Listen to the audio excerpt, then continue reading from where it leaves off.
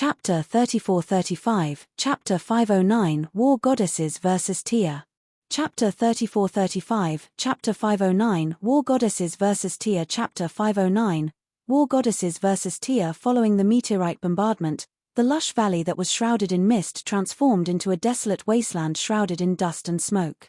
As the dust gradually settled, a small area of distorted space could be seen in the middle of the valley. The space in this area looked like shattered glass, cracked and falling apart.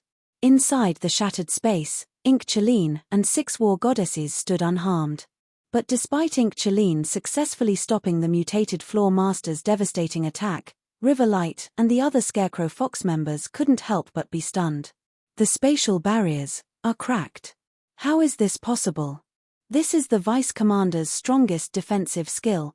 Riverlight and the Scarecrow Fox members could not believe their eyes when they saw the layers of cracked barriers surrounding them. Inchcaline's legendary shield was a special item. Along with her legendary spear, the 2 items made up the legendary Frost Guardian set. Because of this, the shield was much stronger than the average legendary shield. Normally, if Inchcaline used boundary defense with Hero's Heart active, the legendary shield skill could easily stop even the attacks of Tier 6 divine monsters for its full 20-second duration. But now, Tia had cracked Inchcaline's boundary defense to a significant extent with just 1 attack. At this rate, 2 or 3 more attacks of similar caliber would be enough to shatter the barrier entirely.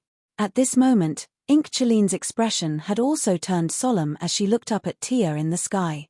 The destructive power of just 1 meteorite was not enough to overcome her boundary defense's defensive limit, but the continuous bombardment depleted the barrier's mana reserve faster than she could replenish it. Hence, the barrier ended up cracking. However, before Inchcaline and the others could react, Tia lifted her hand and covered the sky with numerous large magic arrays once again. Tier 5 Curse, Gravity Flood. Suddenly, walls of darkness descended from the magic arrays and fell onto Inchcaline and the others. In the blink of an eye, a black sphere had formed around Inchcaline and the others, the sphere continuously compressing the spatial barriers of Inchcaline's boundary defense. Boom! With a loud bang, the space enveloped within the black sphere turned into nothingness. Even though Inchcaline's boundary defense had already started to recover some of its mana reserves after losing a significant portion to Tia's Starry Rhapsody, the rate of replenishing wasn't fast enough to refill everything before Tia's follow-up attack struck. As a result, the spatial barriers that surrounded Inchcaline and the others shattered thoroughly after defending against Tia's gravity flood. As expected of a special intelligent life form. I didn't think it was even possible to use gravity flood in such a way. Shifeng, who was busy dodging the magical projectiles Tia was constantly sending his way, couldn't help but be amazed by the display of magical prowess he just saw. If he were on the receiving end of Tia's multifolded gravity flood, he would have never been able to survive it, even with fluctuating lore. Only a specialized tank such as Inchcaline could do so. Your barrier's gone now, so stop struggling and become my food, Tia indifferently said as she waved her hand once more. Immediately, void chains emerged out of nowhere, threatening to envelop Inchcaline and the others. Upon seeing these chains, everyone couldn't help but gasp. Tier 5 Super Spell, Lore Imprisonment. Over 1,000 void chains extended toward Inchcaline and the others, each one carrying enough power to match the meteorites Tia had previously summoned.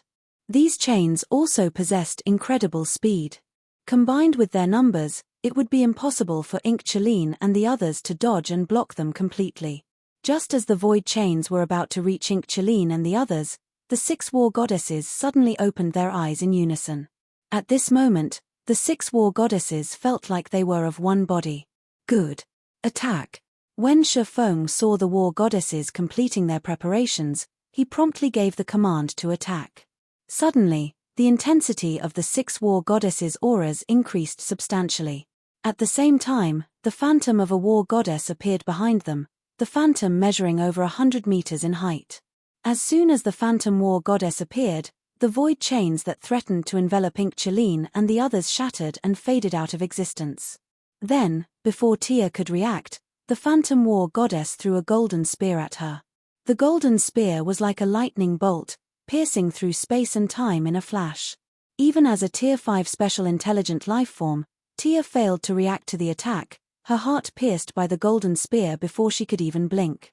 Meanwhile, after the golden spear pierced Tia's heart, the intensity of the mutated Floor Master's aura rapidly weakened, and even her maximum HP plummeted. We did it. We really did it. Everyone grew ecstatic when they felt Tia's aura waning. The strength that Tia demonstrated could not be described as anything other than terrifying. If it weren't for the War Goddess's timely intervention, they would have most certainly died to the mutated Floor Master's law imprisonment. Don't let your guard down, Shi Feng shouted as he looked at his relieved teammates. Then, he ordered, we must attack the boss with everything we got starting now. The 6 War Goddesses will support us from the side. We must kill the boss before she recovers. The War Goddesses might have heavily injured Tia, but the mutated Floor Master's maximum HP remained at an astonishing 1 trillion. She also had incredible defense. So, even if Tia were without battle recovery, it still wouldn't be easy to kill her. Moreover, the War Goddesses could only use their combination technique once, so they couldn't heavily injure Tia again. Hearing Shi Feng's words, everyone quickly settled down and began pulling out all their cards. Starting from enchantment and Desolate Fury, the 2 tanks charged at the mutated Floor Master while activating their respective taunt skills, the former using War Horn while the latter using Furious Roar. With the activation of these 2 skills, Tia had no choice but to focus her attention on them. However, after entering a heavily injured state, not only did Tia lose her ability to fly, but she also lost her terrifying spellcasting capabilities. No longer could she cast multifolded spells. The best she could do was cast a dozen or so single-folded Tier 5 spells at a time. Now that Tia could only cast ordinary Tier 5 spells, enchantment and Desolate Fury didn't even need to defend against them. This was because River Light could negate all of them easily with his cleric spells. Meanwhile, once enchantment and Desolate Fury got close to Tia, the mutated Floor Master had no choice but to start moving her body to defend herself against the 2 tanks' attacks. However, even while heavily injured, Tia still retained enough strength to repel enchantment and Desolate Fury, her physical punches taking over 20% of enchantment and Desolate Fury's HP, even when striking on the 2 tanks' shields. Moreover, Tia would send at least 3 or 4 punches every time, so even when enchantment and Desolate Fury shared the burden between them, their HPs kept fluctuating at a precarious threshold. After watching the 2 tanks fight for a moment, the 6 War Goddesses and everyone else began their attack on Tia. The 6 War Goddesses shined dazzlingly as they attacked Tia together. They were able to accurately grasp the weaknesses in Tia's defenses and deliver critical blows every time, each blow plundering over 60 million HP from the mutated Floor Master. Meanwhile, Shi Feng dealt over 50 million damage with every attack, while Gentle Snow, with the help of her legendary weapons, caused over 40 million damage with her Tier 5 skills. As for everyone else, they dealt about 30 million damage on average with their Tier 5 skills and spells. 99%. 98%. 97%. Even though Tia was a special intelligent lifeform, her HP still rapidly decreased under everyone's attacks. After more than an hour of non-stop attacking. Quickly. We only have 7% to go. 6%. By the time Tia's HP dropped to 5%, she had fully recovered from her heavily injured state, and a furious expression appeared on her previously indifferent face. With just a wave of her hand, she sent enchantment and Desolate Fury, who were using shields to defend themselves, flying over 100 yards, reducing their HP by more than 90%. You insolent ants! It's the end of the line for you. Tia suddenly raised both hands, causing a mana surge to occur in a 10,000-yard radius. It was obvious she intended to use her ultimate move to kill everyone in one fell swoop. How could this be? River Light despaired as he looked at the magic arrays that blotted the sky. At a glance, there was a minimum of 100 Tier 5 curses being cast simultaneously. Tier 5 curses were strong enough to rival Tier 6 spells. Even Tier 6 divine monsters would suffer if they were struck by over 100 Tier 5 curses. When Shi Feng saw the magic arrays in the sky, he took out the Feather of Oath once more. This time, rather than inject 7 luminaries crystals into the Feather of Oath, he injected a god crystal instead. Heroic pledge. If you find any errors, broken links, non-standard content, etc. Please let us know. Report chapter so we can fix it as soon as possible. Chapter 34-36, Chapter 510, 1-star heroic mark. Chapter 34-36, Chapter 510, 1-star heroic mark. Chapter 510, 1-star heroic mark. As soon as Shifeng activated heroic pledge, the shattered rocks scattered across the valley began to float into the air. Immediately afterward, a terrifying aura descended from the sky, causing these floating rocks to fall back onto the ground. Subsequently, a spear-wielding war goddess, the origin of the terrifying aura, rose into the air. Then, the spear she wielded transformed into numerous beams of light that collided with the Tier 5 curses descending from the sky. Boom! Boom! Boom! When the beams of light and Tier 5 curses collided, blinding light spread from the sky above the valley, and the sound of explosions echoed for tens of thousands of yards. The earth also trembled, and fissures measuring thousands of yards formed. Before the explosions even ceased, the spear-wielding war goddess appeared in front of Tia and swept her spear at the mutated floor master. Boom! A dark void encompassing a radius of over 100 yards formed in the sky as Tia blocked the spear with her forearms. However, she failed to neutralize the force behind the war goddess's spear, and she ended up getting sent flying dozens of yards backward and losing a visible chunk of her HP. Not giving Tia any time to reorient herself, the spear-wielding war goddess followed up her attack with an unrelenting assault. Even though Tia had already recovered to her peak state, she could just barely defend herself using Tier 5 defensive curses. Even then, her HP still continued to decline. 5%. 4%. 3%. Incredible. Shifeng couldn't help but be amazed when he saw how Tia was forced into a passive state. Even though Tia was only at the Tier 5 legendary rank, her being a special intelligent lifeform allowed her to fight Tier 6 divine monsters in a direct confrontation. In fact, the average divine monster would find themselves on the losing end if their level was the same as Tia's. Yet, in front of a Tier 6 war goddess, Tia performed no better than a child trying to fight an adult. Even with the ability to cast dozens of Tier 5 defensive curses simultaneously, Tia failed to adequately defend herself against the Tier 6 war goddess's assault. Meanwhile, after executing a series of several dozen attacks, the war goddess's spear suddenly trembled amidst the void. Then, the weapon transformed into a river of stars that obliterated everything in its path. Tier 6 skill, Galaxy Burst. The river of stars crashed into Tia one time after another, each collision plundering 1% of her HP. On the third collision, Tia's HP fell to 0, and her body fell out of the sky and crashed into the valley below. Is she dead?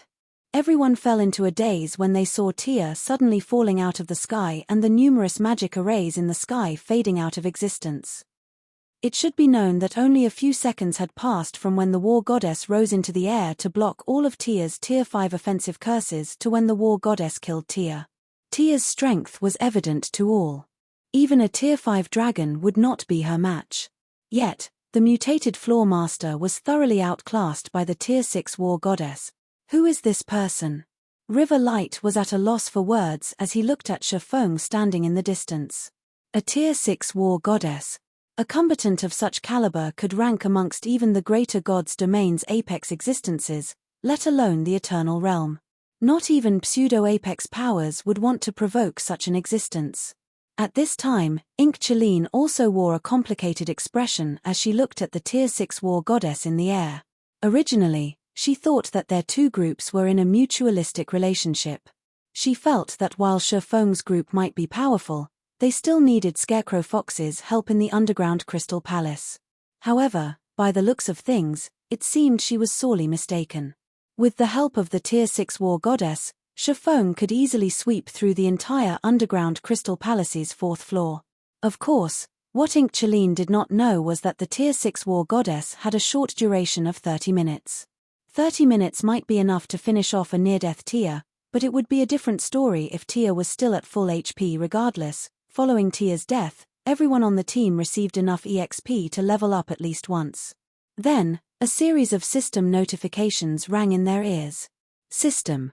Congratulations. You have slain a floor master. Rewarding 50 Crystal City of Secrets reputation points and 10 free legacy skill points. System. Congratulations. You have secured the first kill of the 4th floor's floor master. You have received the Underground Crystal Palace Explorer title. All basic attributes will be increased by 3% when you enter the Underground Crystal Palace in the future. Although the first kill rewards were attractive, everyone couldn't help but turn their gazes toward Tia's loot. Setting aside Tia's status as one of the Underground Crystal Palace's floor masters, just her status as a special intelligent lifeform already made it impossible for anyone present to guess what kind of loot she could drop. After all, not even apex powers could kill the greater god's domain's taboo existences. As expected of a special intelligent lifeform. These drops are simply astounding. Shifeng couldn't help but be astounded by the 18 items Tia dropped. Normally, the floor master of the Underground Crystal Palace's 4th floor would only drop several items when killed, and the best loot it could drop was combat-ranked secret treasures. Moreover, only a maximum of 1 could drop each time. But now, Tia had dropped 16 secret treasures, of which 9 were combat-ranked, and 7 were common-ranked.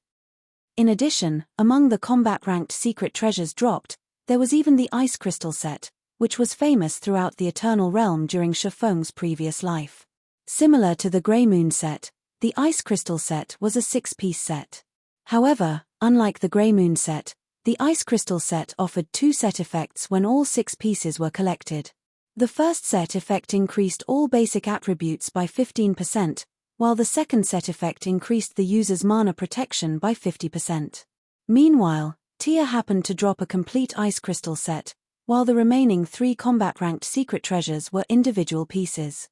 As for the common-ranked secret treasures, 5 of them were the missing pieces Shifeng needed to finish his Grey Moon sets. With this, he now had 3 full Grey Moon sets. However, rather than the secret treasures, Shifeng placed more attention on the 2 remaining items Tia dropped. Of the last 2 items, one was a tattered ancient book, while the other was a scroll made of ancient parchment. Both items looked and felt incredibly old but also emitted a faint aura of eternity. At a glance, they did not look like items that belonged to this world. When Shifeng finished appraising the 2 items, his heartbeat accelerated. The ancient book recorded the design for the secret crystal teleportation scroll, and it allowed players to teleport down by 1 floor in the Underground Crystal Palace when used. Although it had a 1-day cooldown, it was an indispensable treasure for players looking to develop in the Underground Crystal Palace. As for the ancient scroll, it was the heroic mark. However, this heroic mark was not just any ordinary heroic mark. Instead, inscribed on the scroll was a 1-star heroic mark, which could be used to upgrade a basic trading firm to an advanced trading firm and unlock one of the trading firm's hidden advanced functions.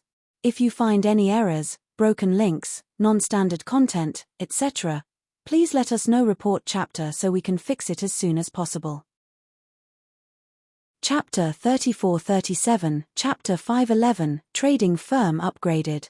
Chapter 34-37, Chapter 511, Trading Firm Upgraded. Chapter 511, Trading Firm Upgraded. Crystal City of Secrets, Underground Crystal Palace's entrance plaza. Several streaks of light fell next to the plaza fountain as Shifeng and his teammates returned from the Underground Crystal Palace. We're finally back. Desolate Fury looked at the crowded Mijing Square with a sense of relief. I can really use a good meal after 3 days of constant battling. I don't think it's time for us to rest yet, LaRoja said as she glanced around and noticed that many more players had come to challenge the Underground Crystal Palace.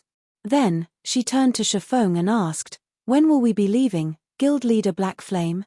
Everyone is tired, and I still need to do some preparation, so let's take a break first," Shifeng said, chuckling when he saw LaRoja's eagerness. "How about we meet at the Blue Rose Bar in 3 hours? If a player didn't die in the Underground Crystal Palace, they would have to spend 3 full days in the secret land before they could leave." Hence, after killing Tia, Shifeng and the others continued hunting Greystone Battle Apes, obtaining an extra 24 common secret treasures and completing a 4th Grey Moon secret treasure set. Of the 4 Grey Moon sets, Shifeng distributed 3 to Desolate Fury, Cross, and LaRoja while keeping the last set for himself. As for the Ice Crystal set, he decided it'd be best if Gentle Snow equipped it. Meanwhile, after equipping their respective secret treasure sets, Their group of 5 saw a significant improvement in their overall combat power. After distributing the secret treasure sets, Shifeng told Desolate Fury, Cross, and La Roja that he hoped they could go to a place to help him with something, to which the trio readily agreed. They didn't even ask where they would be going or what they needed to do. Guild leader Black Flame. After exiting the underground Crystal Palace, Inkchaline hesitated for a moment before seeking out Shifeng and earnestly saying, "It is thanks to your help this time we are able to have such a significant harvest. May I know if there is anything I can help you with?" Vice Commander. River Light looked at Inkchaline in surprise.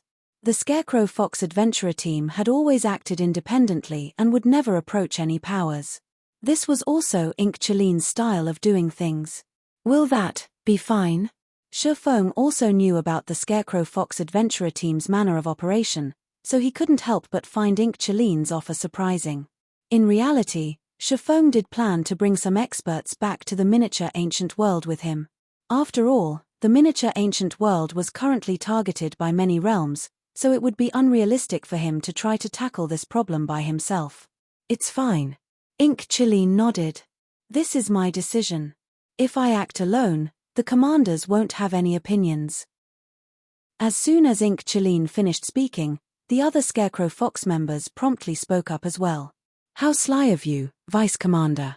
You should count us in as well if you're going to be helping Guild Leader Black Flame. That's right, Big Sis Chaline. Guild Leader Black Flame has helped us a ton this time. If we're talking about helping him, we should all go. All of the Scarecrow Fox members present took the initiative to join Inkchaline in helping Shifeng. Rather than object to helping Shifeng, they looked forward to doing so. Meanwhile, Gentle Snow couldn't help but be moved by this scene.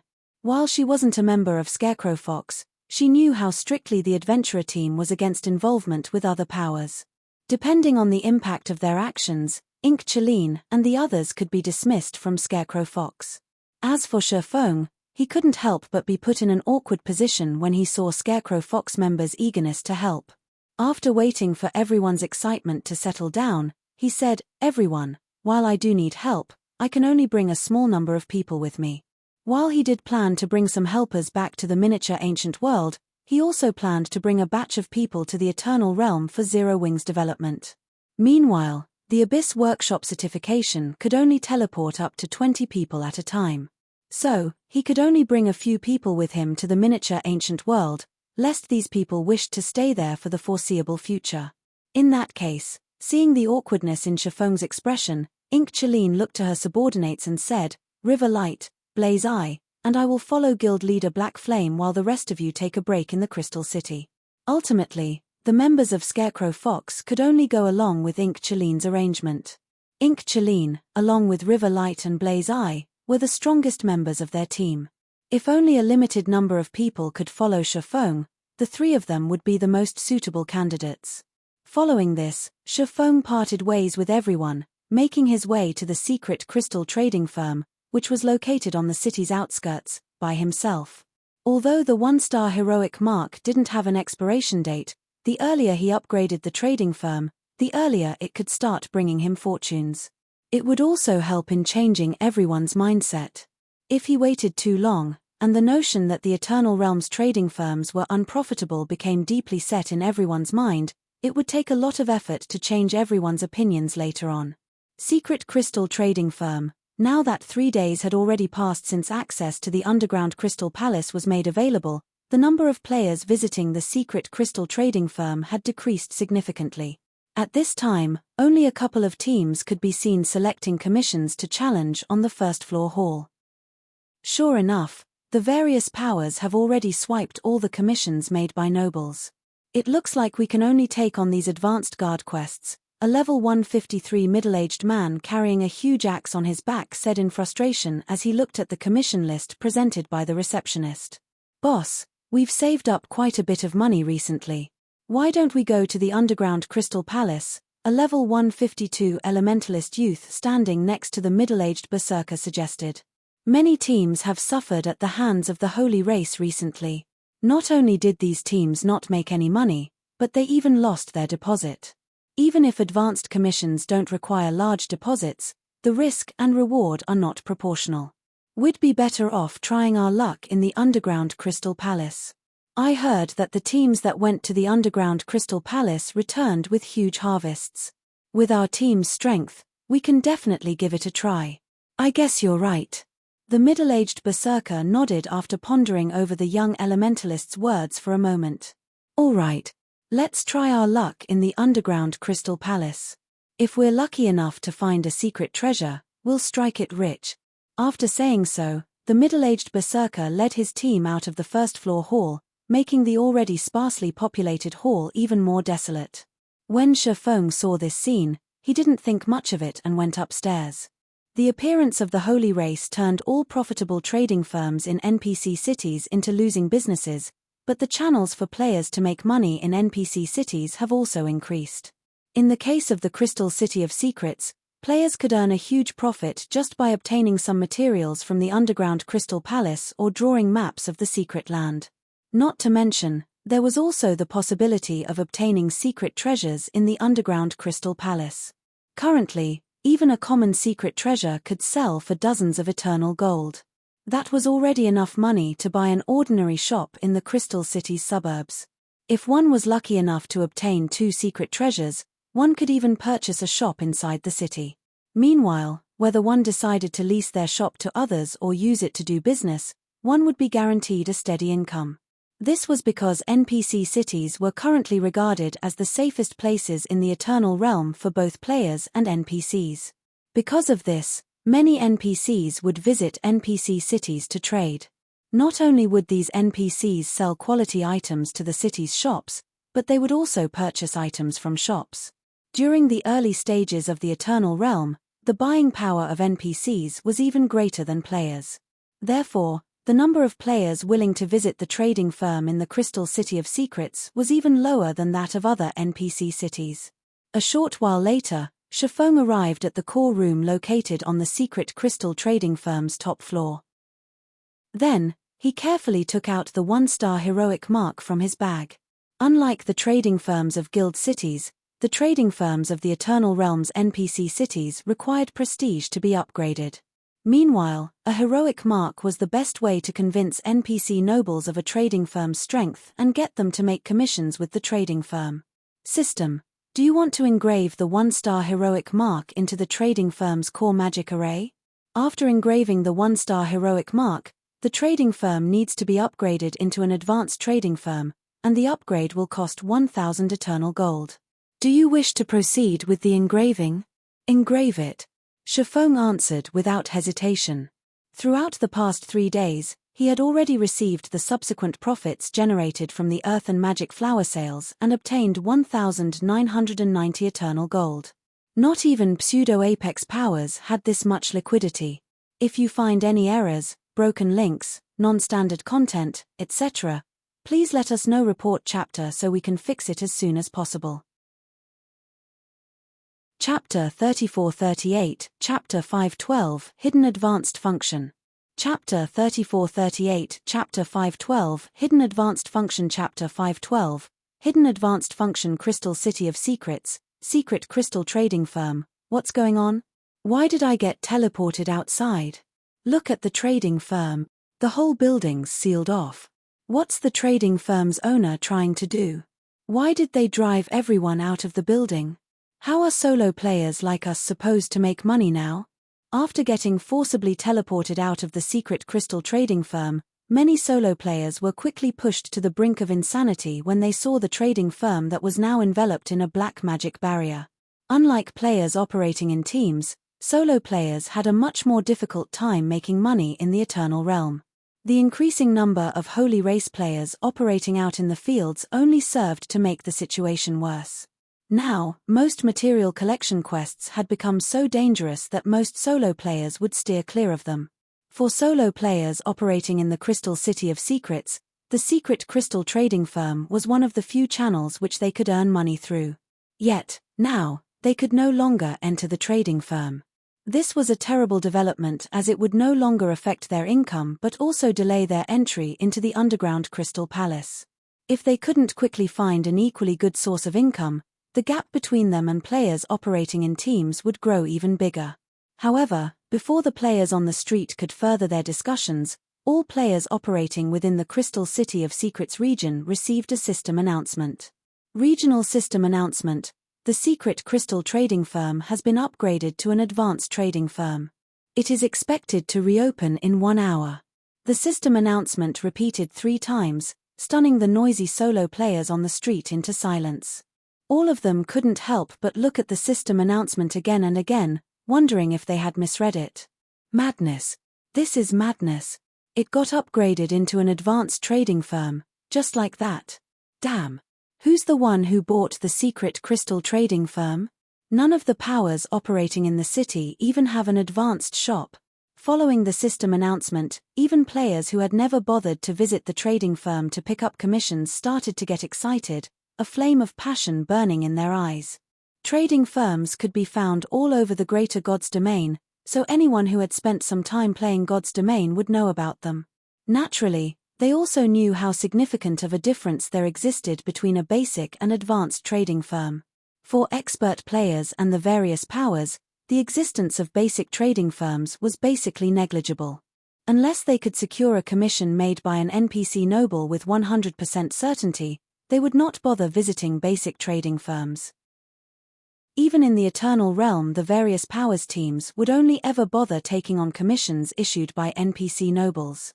As for other commissions, only ordinary teams and solo players would bother with them. Hence, the popularity of basic trading firms remained largely the same. However, it was a different story for an advanced trading firm. There would be many NPC nobles issuing commissions at an advanced trading firm every few hours, which was a stark contrast to basic trading firms, which would only receive several dozen per day. Hence, even solo players would have a chance at securing an NPC noble's commission from an advanced trading firm. In addition, there was also a chance for elite commissions made by great nobles to appear at an advanced trading firm.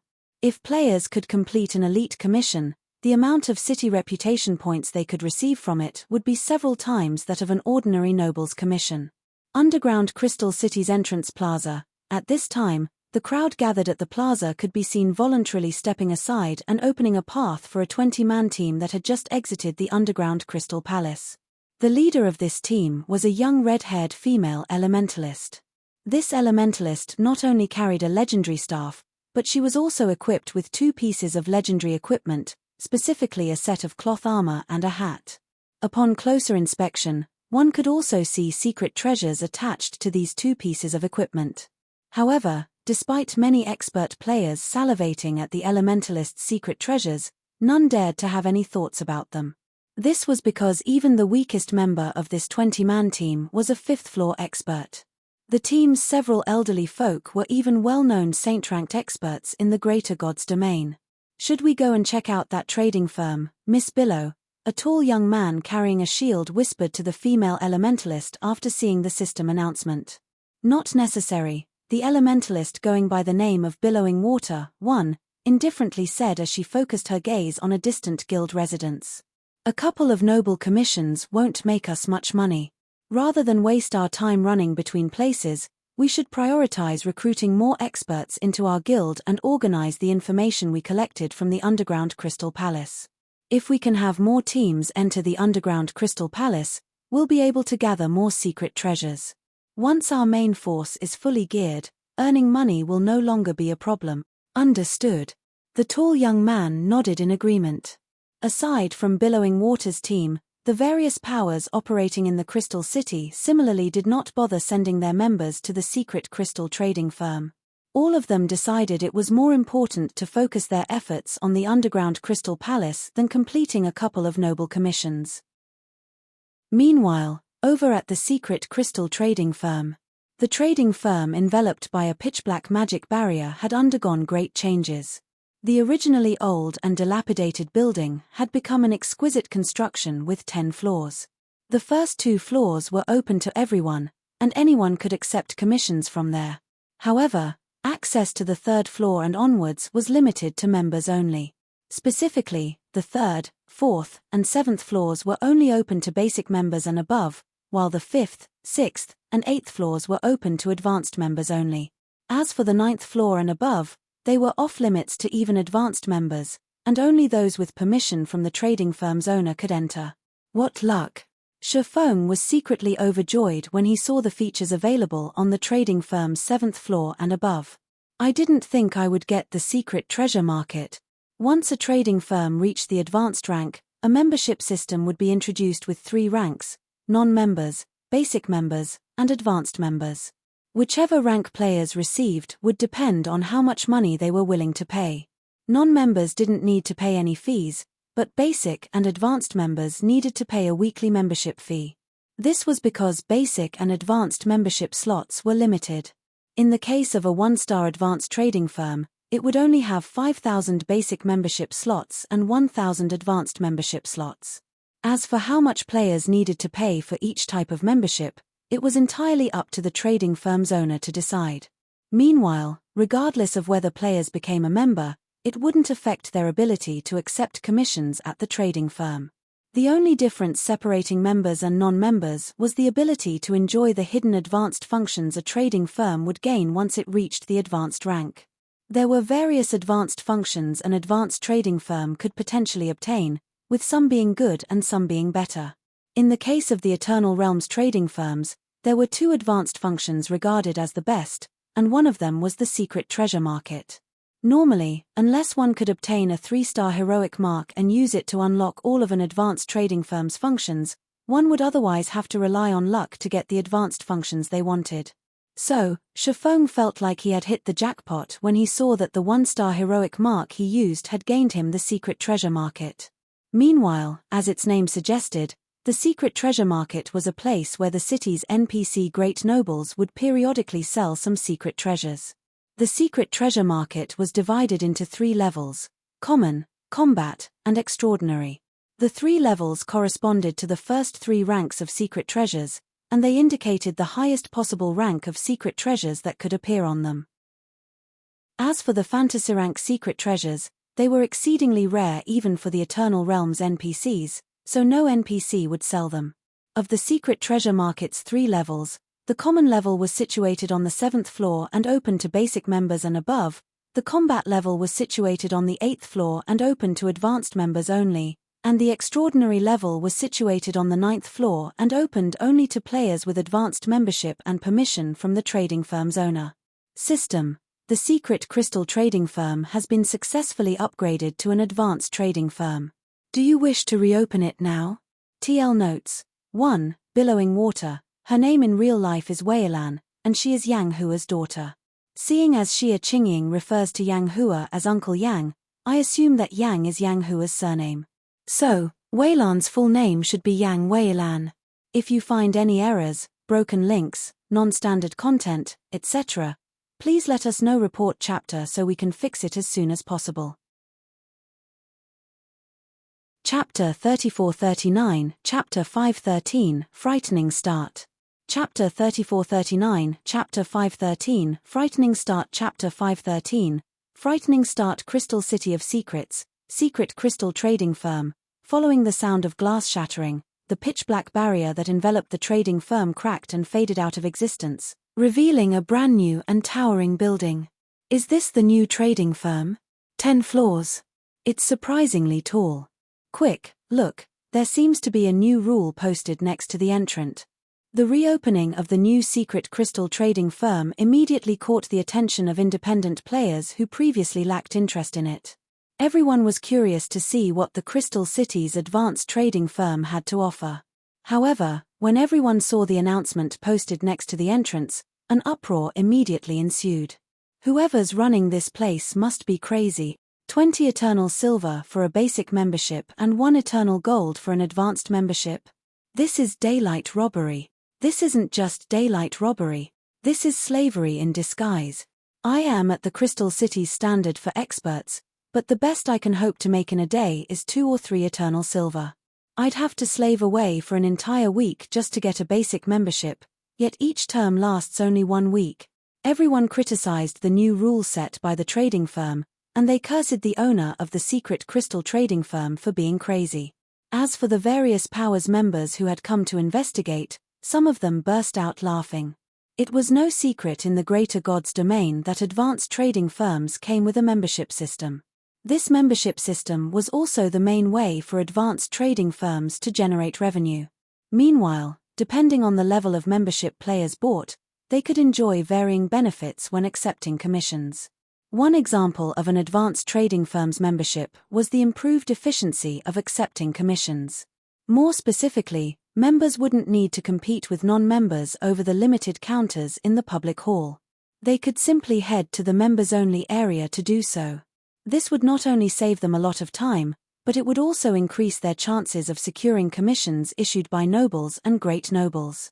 And as a trading firm could only have a limited number of membership slots, even if all membership slots ended up getting filled up, players wouldn't have to worry about overcrowding and facing the same problem as non-members.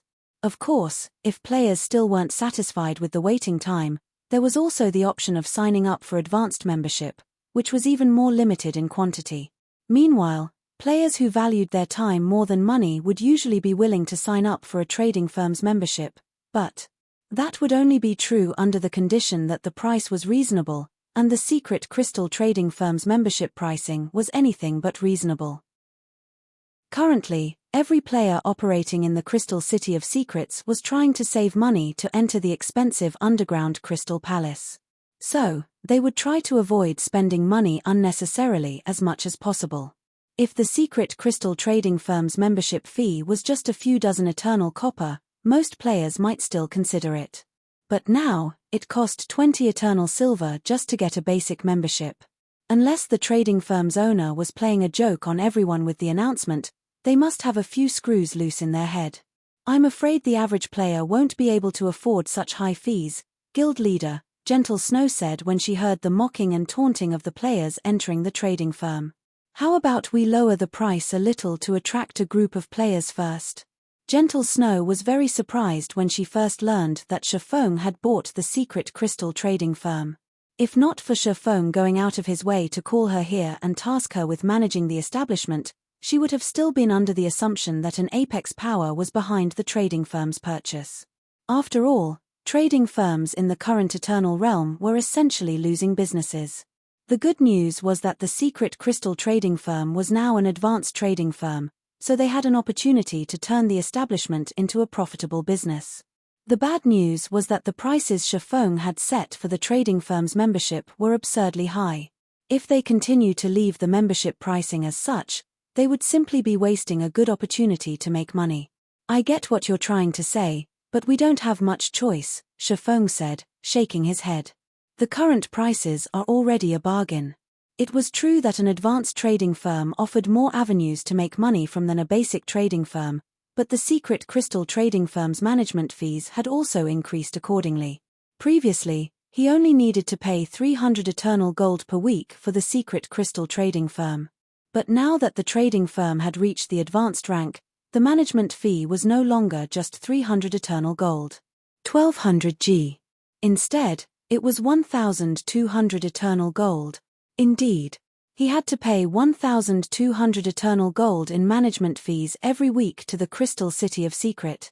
Rather than him, the Crystal City of Secrets was the biggest extortionist. After paying the upgrade fee, Shifeng only had a little over 1,000 eternal gold left in his hand. He currently no longer had a way to earn money quickly like the earthen magic flower. If he couldn't make 200 eternal gold within a week, all the efforts he had put into purchasing and upgrading the secret crystal trading firm would go down the drain. Currently, the secret crystal trading firm only had 5,000 basic membership slots and 1,000 advanced membership slots. Even assuming he managed to sell all membership slots at the designated price of 20 eternal silver for basic membership and 2 eternal gold for advanced membership, he would only end up with 2,000 eternal gold per week.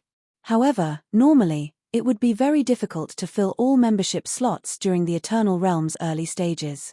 Yet, the trading firm's management fee would continue to rise along with the Crystal City's population.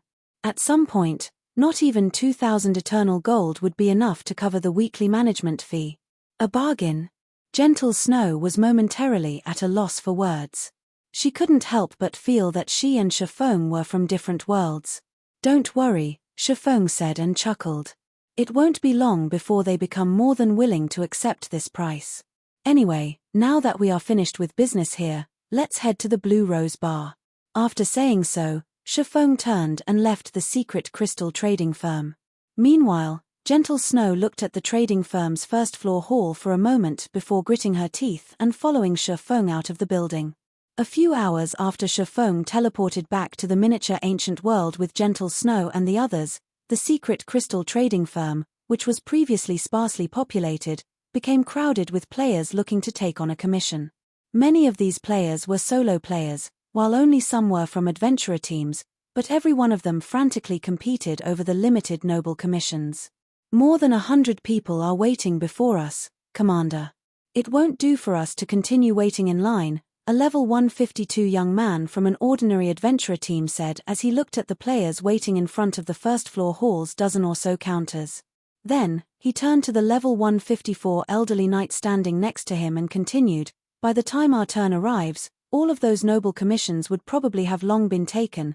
Hearing the young man's words, the elderly knight surveyed the hall and stroked his white beard, a pondering look on his face. A moment later, he said, "Fine. I'll go sign up for a basic membership. We'll just consider this an opportunity to earn city reputation." After saying so, the elderly knight reluctantly took out the few eternal silver from his bag and walked toward the counter that handled membership sign-ups. If you find any errors, broken links, non-standard content, etc., please let us know. Report chapter so we can fix it as soon as possible. Chapter 3440 Chapter 514 Popular Trading Firm. Chapter 3440 Chapter 514 Popular Trading Firm. Chapter 514 Popular Trading Firm. Crystal City of Secrets, Secret Crystal Trading Firm's third-floor hall. After signing up for a basic membership, the old knight led his team to the third-floor hall. At a glance, they could see that the hall was deserted of players. It was evident that the vast majority of independent players and adventurer team members felt that it was more worthwhile to save money to enter the underground Crystal Palace as soon as possible. As expected, the place is deserted, a level 153 female cleric in the team said, frowning when she saw that they were the only team in the hall. After seeing this desolate scene, she felt even more pain from spending 20 eternal silver for a basic membership. Even if they had bought a basic membership for only one person and the average cost for the team came down to just 1 eternal silver per person, it was still a costly expenditure. It should be known that their Blue Fire Knight adventurer team was only one of the many inconspicuous adventurer teams operating in the Crystal City of Secrets. Unlike well-established adventurer teams that had existed long before the Eternal Realm, Blue Fire Knight only came into being after the Eternal Realm. Currently, their entire adventurer team only had 20 members, and apart from the commander and a few others being fifth-floor experts, everyone else was only a titled expert. Titled experts might be highly regarded in the greater God's domain, but they were merely the lowest caste in the Crystal City of Secrets. Because of this, it was a huge challenge for their adventurer team to make money. 1 eternal silver was already equivalent to half a day's income for each of them. By now, news of various teams making a killing in the underground Crystal Palace had already spread throughout the city, so it was no longer a question of whether players could make money from the secret land. Yet, in a time when everyone was trying to enter the underground Crystal Palace as quickly as possible, their adventurer team spent half a day's worth of income on a trading firm's basic membership. This meant that they would lag behind their peers in entering the underground Crystal Palace by half a day. Did I make the wrong choice? The elderly knight wondered. After seeing the state of the third-floor hall, he couldn't help but start to regret his impulsive decision. It should be known that the 20 eternal silver they spent only allowed them to take on commissions from the third floor for 7 days. Meanwhile, it took at least a day to complete the average noble commission, while some could take up to 2 days. After all of these commissions involved escorting merchant caravans to other NPC towns and cities, and even the nearest town and city was half a day away. So, even the shortest round trip would take a day. Even if they were to accept only noble commissions for the entirety of the 7-day membership, they could only take on a maximum of 7. In other words, they had paid 20 eternal silver for the privilege of accepting 7 noble commissions. On paper, this might seem like a good deal. After all, not only did the players downstairs have to wait in line for 1 or 2 hours for their turn, but there was also a high chance that there might not be any noble commissions available for them when their turn arrived. However, it should be noted that their primary goal was to make money to enter the underground Crystal Palace. Currently, they were only doing commissions for the sake of collecting enough money to cover the secret land's entrance fee. Once they collected enough money, they would naturally enter the secret land right away. In other words, they would not be doing commissions for 7 days consecutively, and their efficiency wouldn't necessarily be faster than the adventurer teams waiting in line on the first and second floors. On the contrary, they might even lose out in efficiency, as those waiting in line downstairs still had a small chance of accepting a noble commission. If the players downstairs managed to secure a noble commission, all the money they made would be profit. However, the elderly knight quickly shook away the doubts in his mind and made his way to the nearest commission counter. His wealth of experience told him that he had made the right decision, so he remained firm in his conviction. It was true that players had a chance to receive a noble commission by waiting in line on the first and second floors. However, it was only a chance. If they ended up having only ordinary commissions to choose from, they'd have to rejoin the line from the back. While there was also the option of accepting non-noble commissions, few players would choose this option as there wasn't much money to be made from them. It'd be better to wait until a noble commission appeared. But who knew how long they would need to wait until they could secure one? Currently, the number of players visiting the secret crystal trading firm was still small. After all, the trading firm had only been upgraded to the advanced rank not long ago. But once more players started visiting the trading firm, 1 or 2 hour lines would become a thing of the past. At that time, even 4-hour lines would be a blessing. And if there were no noble commissions available at the end of the 4-hour-long wait? Just thinking about doing it all over again gave the elderly knight the chills. "Hello, sir. Here is the latest list of commissions available." The receptionist behind the counter greeted the elderly knight and showed him a list. Upon seeing the list's content, the elderly knight's eyes instantly brightened. At a glance, he could see dozens of noble commissions available for selection. Moreover, many of these commissions were highly profitable ones. The average noble commission only paid enough for a 20-man team to receive 2 or 3 eternal silver per person. However, more than a dozen noble commissions on the list paid about 4 eternal silver per person. This was already more than what the various powers teams earned from monopolizing and raiding team dungeons. "I want to take this commission that's headed to the Wilderness Fortress," the elderly knight hurriedly said as he pointed at a commission on the list. "Understood. A maximum of 20 people can take on this commission, and the remuneration is 1 eternal gold. You may start the commission as soon as you pay the 10% deposit," the receptionist said, nodding. Then, she handed the elderly knight a ticket and continued, "This is your free ticket to the 7th floor's secret treasure market. You may use it to participate in the secret treasure market that is taking place in 5 days. If you are interested in secret treasures, you might be able to buy the secret treasures you desire." Secret treasure market? Buying secret treasures? The elderly knight was somewhat dumbfounded as he looked at the ticket in his hand. "Is what you said true? Can I really buy secret treasures directly at the secret treasure market?" "Naturally. Our trading firm regularly sells secret treasures on the upper floors, and the higher up you go, the higher the rarity of the secret treasures you can find. Sometimes, some great nobles will even bring secret treasures of high rarity to sell," the receptionist explained. The elderly knight started breathing heavily when he heard this. Currently, the main reason the various powers and players were entering the underground Crystal Palace was so that they could acquire secret treasures. However, even though the secret land did drop secret treasures, the drop rate was very low. They were so rare that, apart from the various powers' main forces, not many teams, few teams had actually obtained a secret treasure from the secret land thus far.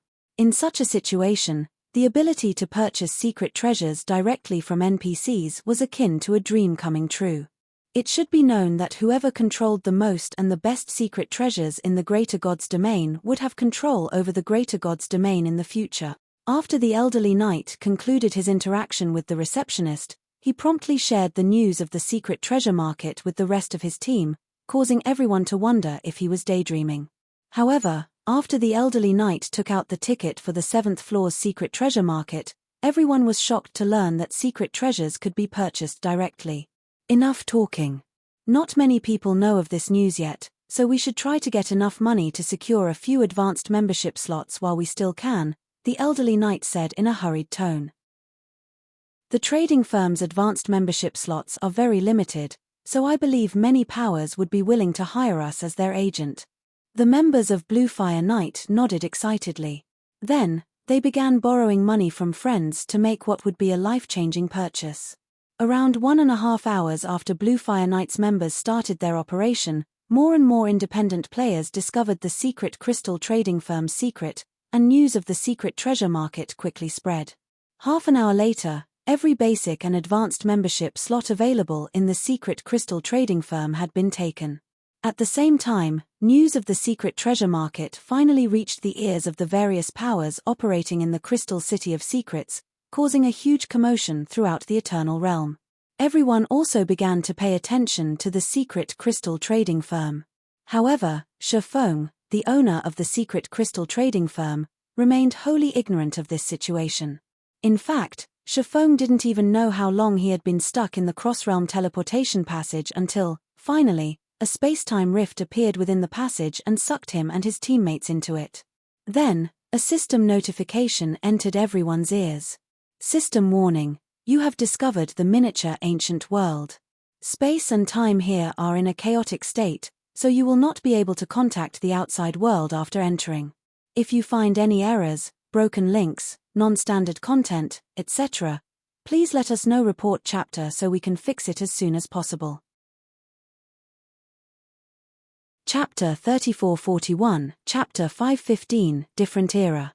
Chapter 3441, Chapter 515, Different Era. Chapter 515, Different Era. Miniature ancient world, Boundary Sea. On a large island shaped like a hammer, over 1,000 players were currently engaged in intense combat with each other. These players were mostly at level 155 or above, with most being at tier 4 while some were at tier 5. These players were split into two groups, and it looked like two armies were clashing when they fought.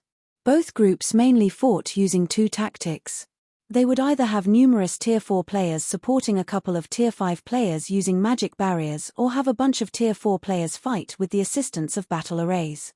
Both tactics worked well at keeping the opponent's tier 5 combatants at bay, and the battle fell into a stalemate as neither group could get the upper hand over the other. The battle between the two player groups had turned a radius of several thousand yards into scorched land. Even the island's level 150+ monsters steered clear of these players, none daring to get close. While the two groups were gradually escalating the intensity of their fight, a 4-meter-tall spatial rift opened up in the nearby forest. Then, Shifeng and his teammates came flying out of the rift. What an incredible miniature world! Desolate Fury exclaimed shortly after exiting the rift. The density of the mana here is comparable to the former Holy World. Indeed. Shifeng also couldn't help but be surprised when he sensed the miniature ancient world's mana. If we're comparing solely density, the mana here is already on par with the Holy World's. The Holy World's mana was extraordinary. It was so dense that it could suppress players' mana. Meanwhile, such a mana environment was something most players and powers could only dream of finding. Hence, the fact that the current miniature ancient world had mana rivaling that of the Holy World was astonishing. It should be known that the miniature ancient world's mana environment couldn't even compare to that of the Starlight Realm's ancient river kingdom previously. Yet, now, the situation was reversed, and the gap was vastly greater than before. Even more surprising was the miniature ancient world's law suppression that resulted from this dense mana. Not only did it cause his teleportation to go wrong, but it also restricted him from releasing his mana out of his body. It should be known that he had a tier 5 advanced legendary mana body. Yet, after arriving in the miniature ancient world, he could no longer manipulate the mana around him to fly. Now, he could only walk using his feet. "There's a battle over there," La Roja calmly stated after glancing at the players fighting roughly 2,000 yards away from them. By the looks of things, it should be a clash between two different powers, but it looks like one side is about to crumble soon. Shortly after La Roja spoke, the battle developed as she predicted, with one side gradually retreating. Though, this outcome came as no surprise to anyone on Shifeng's team. After all, there was a very apparent gap in strength between the two clashing groups. At first glance, both groups were roughly even in numbers, with both groups most likely being 1,000-man legions originally. However, there was a significant difference in the number of Tier 5 experts the two groups possessed. One side had over 20 Tier 5 experts, while the other had less than 10. Without a fortified stronghold to back them, it would only be a matter of time before the group with fewer Tier 5 players lost. Attack, a level 160, Tier 5 Grand Wizard on the winning side commanded when he saw the enemy retreating. Use spatial lockdown. We must not let these native Tier 5s escape. Following the Grand Wizard's command, several dozen Tier 4 players quickly took out a magic scroll from their bag and created a spatial lockdown barrier that enveloped a 5,000-yard radius. Now, unless the enemy team could exhaust the barrier's mana reserves, they shouldn't think of stepping out of the barrier. Players from outside the miniature ancient world? When Shifeng heard the Grand Wizard's command, he started to observe him with more scrutiny. On closer observation, Shifeng noted that the Grand Wizard was undoubtedly a titled expert. If put in an ordinary hegemonic power, he would hold a position among the hegemonic power's core executives. In addition, apart from the commanding Grand Wizard, the 20 or so other Tier 5 experts on his team were also quite strong. Every one of them was at the 4th floor standard. A team with such a lineup would be more than enough to topple most of the hegemonic powers that had entered the miniature ancient world, let alone the miniature ancient world's native powers. However, when Shifeng turned to observe the other team, composed of native experts, he discovered something even more surprising. Even though the team of native experts had less than 10 Tier 5 experts, every one of them had respectable combat standards. Every one of them was either a domain realm expert or a 4th floor expert. Normally, a god's domain that had only recently opened its doors to the greater god's domain would be fortunate even to have a dozen or so experts reaching the 4th floor standard. Moreover, all of these experts would be among the strongest existences of that god's domain. However, Shifeng didn't recognize any of the supposedly native Tier 5 experts on the battlefield. Amidst Shifeng's amazement, a team of 12 Tier 5 players suddenly joined the battle against the team composed of foreign players. The team of 12 was led by 2 women, a Tier 5 elementalist and a Tier 5 assassin. Moreover, both were young women. Following the appearance of these 2 young women, the atmosphere surrounding the battlefield instantly changed. Hooray! Our reinforcements have arrived. Wow!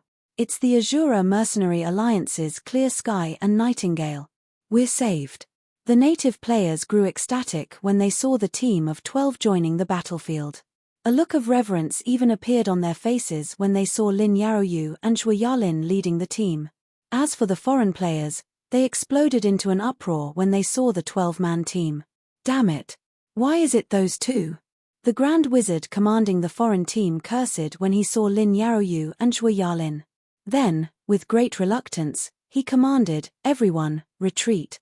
Hearing the Grand Wizard's call for retreat, the foreign players dropped what they were doing and fled in all directions without hesitation. Trying to escape. A cold glint flashed in Zhuo Yalin's eyes when she saw the foreign experts fleeing. Don't even think about it. Immediately, Zhuo Yalin's speed skyrocketed, her body splitting into 15 copies that chased after the fleeing Tier 5 experts. Her speed was like lightning, and every Tier 4 player she passed by would disintegrate into particles of light. Equally formidable, Lin Yaoyu raised her staff and cast 3 Tier 5 spells simultaneously, sending forth an amalgamation of wind, lightning, and icicles that killed over 100 Tier 4 players in the blink of an eye. By the end of the battle, less than 20% of the foreign players managed to escape with their lives, and more than half of the foreign team's Tier 5 players died in battle. If not for the commanding Grand Wizard ordering a retreat as soon as he saw Lin Yaoyu and Zhuo Yalin, the team's losses would have been even more severe. What's going on? Gentle Snow couldn't help but be stunned as she looked at Lin Yaoyu and Zhuo Yalin in the distance. What exactly happened when she was away from the miniature ancient world? When did Lin Yaoyu and Zhuo Yalin become so strong?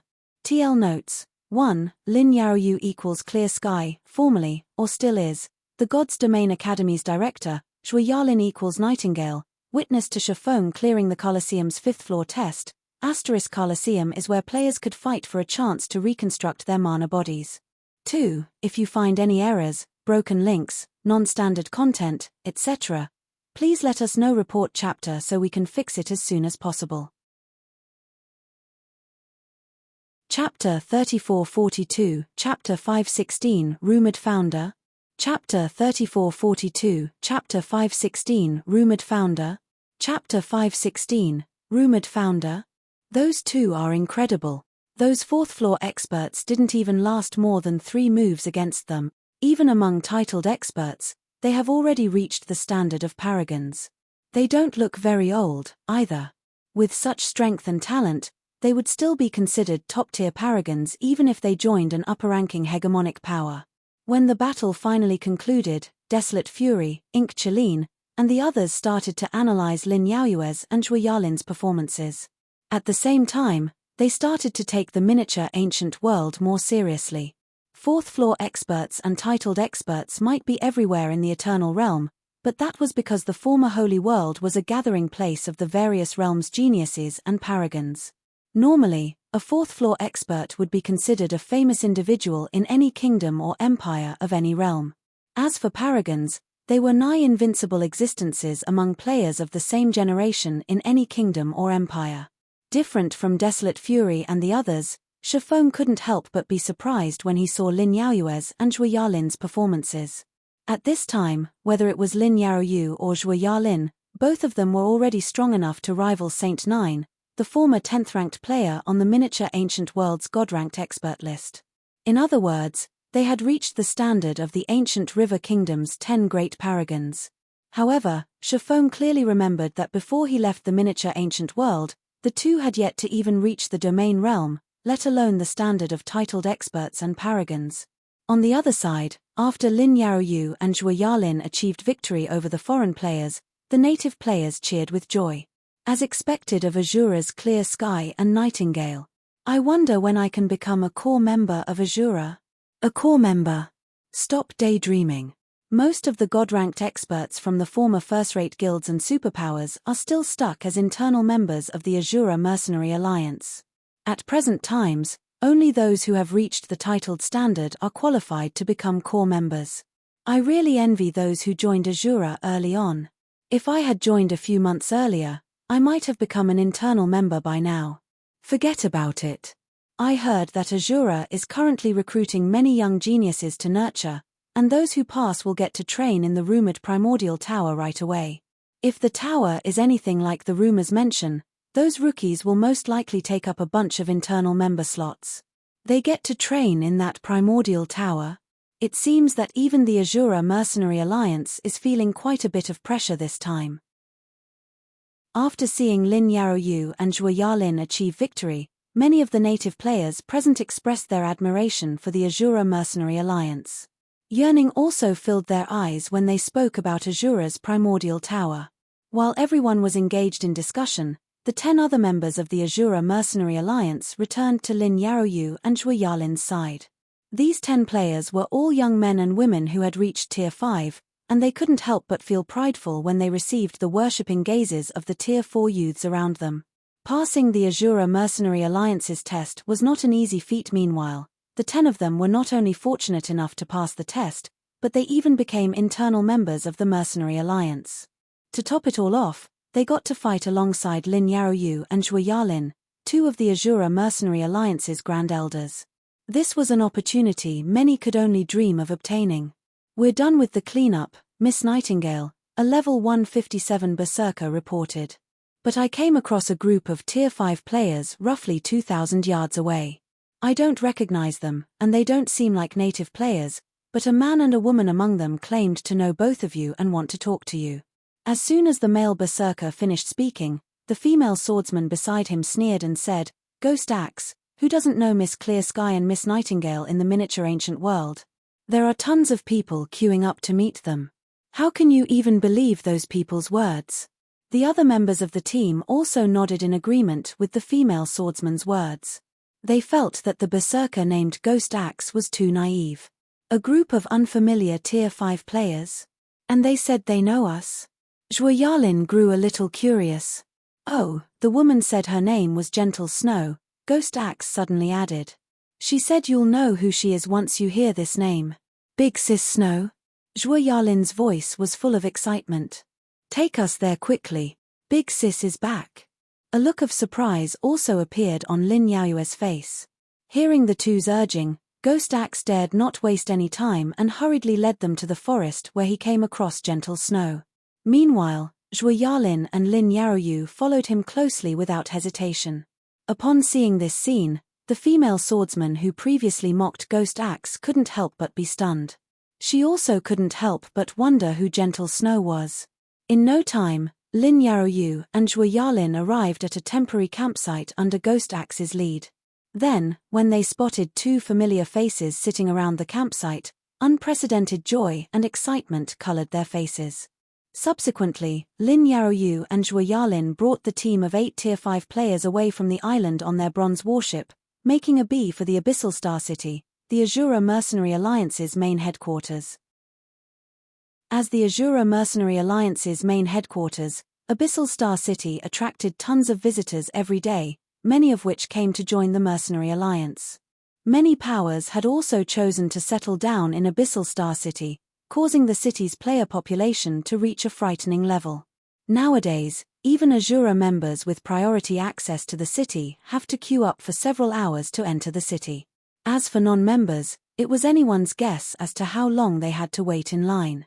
Of all the members in the Azura Mercenary Alliance, only those holding the position of core member or above could enter the city without having to wait in line. And although many powers have offered to pay sky-high prices for a similar privilege for some of their members, Lin Yaoyu and Zhuo never agreed to their requests. Abyssal Star City, Azura Mercenary Alliance's headquarters, top-floor conference room. Who do you think that man and woman are, Big Sis Reva? I've never seen Miss Clear Sky and Miss Zhuo get so excited before. They even called for an emergency meeting among the Alliance's other executives. A female guardian knight curiously asked the female swordsman standing next to her as she looked at the door next to her. The female swordsman was named Sound Reva and held extraordinary status in the Azura Mercenary Alliance. On top of being the #1 expert among Azura's rookie geniuses, she was also recruited as the disciple of Chief Administrator Hidden Soul 3 months ago. I'm not sure about the woman, Sound Reva said, shaking her head. Then, her expression suddenly became solemn as she continued, but I have some ideas about the man. Although that man is a Tier 5 player, I didn't feel anything special or dangerous about him, the female guardian knight commented when she heard Sound Reva's words. Could he be some young master from the Green God Corporation? No. After a slight pause, Sound Reva said, he is very likely to be the rumored founder of the Azura Mercenary Alliance, Black Flame. If you find any errors, broken links, non-standard content, etc., please let us know. Report chapter so we can fix it as soon as possible. Chapter 3443, Chapter 517, 100 City Battle.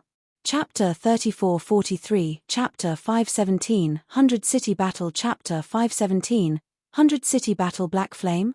You're saying that man's the Azura Sword Emperor? The God List's former #1? The female guardian knight's eyes shone with an unprecedented brilliance when she heard Sound Reva's answer. The Azura Sword Emperor's achievements had already become legendary in the miniature ancient world. Not only did he establish Zero Wing, but he was also behind the establishment of the Azura Mercenary Alliance. In addition, he had also defeated famous geniuses and paragons one after another amidst the miniature ancient world's chaotic era. Only, because Black Flame would usually keep his appearance and information concealed, not many people actually knew what he looked like. Moreover, it had already been 4 months since Black Flame disappeared. In the ever-changing miniature ancient world, everyone had long regarded the Azura Sword Emperor's name as a legend of the past. Many people even believed that Black Flame had been forever eliminated from God's domain during the battle in the World Passage, hence his disappearance. However, if Sound Reva's deduction was correct, and the Azura Sword Emperor had returned alive, it would become a huge encouragement for the entire Azura Mercenary Alliance. It was especially true now that a large number of foreign powers had invaded the miniature ancient world, and the Azura Mercenary Alliance's influence was continuously shrinking. Nowadays, Azura could only barely maintain the safety of the surrounding naval zones of Abyssal Star City's newly transferred location. When Zhou Yalin informed the executives of Zero Wing and the Azura Mercenary Alliance about Shi Feng's return, everyone was pleasantly surprised. Then, without hesitation, they dropped what they were doing and rushed over to Azura's headquarters.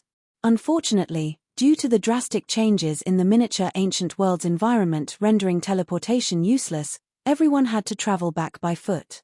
Otherwise, they would have immediately teleported back to Abyssal Star City using the guild transfer scroll. Meanwhile, as Azura's executives arrived at the Mercenary Alliance's headquarters one after another, the Alliance members present in the first-floor hall couldn't help but feel that something big was taking place. What's happening today? Why are so many executives coming back? It is indeed strange. Even Chief Administrator Hidden Soul has dropped her guard duty over at the Boundary Seas Fortress to come back. It's not just the Chief Administrator. Even Grand Elders such as Liu Wusheng, Echoing Judgment, Crimson Heart, Su Qianliu, and Galaxy Past have returned. Every one of them has to safeguard a specific region, yet all of them have gathered here today. Seeing as so many of our alliance's bigwigs have gathered here today, could it be that the foreign powers are planning something big? When the Mercenary Alliance's members saw how many executive members had gathered in the alliance's headquarters today, they couldn't help but start a discussion among themselves. The Azura Mercenary Alliance was no longer a minor power in the miniature ancient world. Currently, it held control over more than 10 settlements and fortresses. When it came to this regard, the Azura Mercenary Alliance was number one among the miniature ancient world's native powers. Although there were other alliances that held control over more than 10 settlements and fortresses previously, that all changed once the foreign powers' invasion began. None of the native alliances had the strength to defend so many territories at the same time.